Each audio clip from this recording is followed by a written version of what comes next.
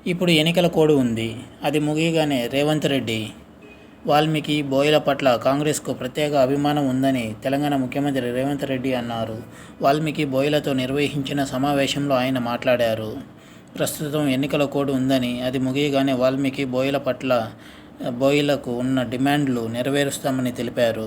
అందరూ ఒకవైపు రావాలని ఇప్పుడు మన ప్రభుత్వం ఉందని అన్నారు. ఢిల్లీలోనూ తెలంగాణ సర్కారు పరిపాలనను అభినందిస్తున్నారని తెలిపారు.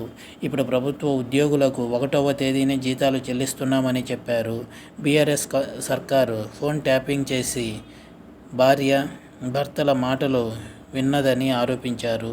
వింటే ఏమైతదని కేటీఆర్ అంటున్నారని రేవంత్ రెడ్డి చెప్పారు. అధికారులకు తానే ఆ రోజే చెప్పానని వారు వినలేదని అన్నారు. ఇప్పుడు జైలుకు వెళ్తున్నారని తెలిపారు. తనను దెబ్బతీయడానికి పార్లమెంట్ ఎన్నికల్లో బీజేపీ, బీఆర్ఎస్ కలిసి పని చేయాలని భావిస్తున్నాయని చెప్పారు. ఏ ముఖం పెట్టుకొని బీజేపీ ఓట్లు అడుగుతుందని రేవంత్ రెడ్డి నిలదీశారు. బోయలకు ప్రభుత్వంలో మంచి ప్రాధాన్యం ఉంటుందని తెలిపారు.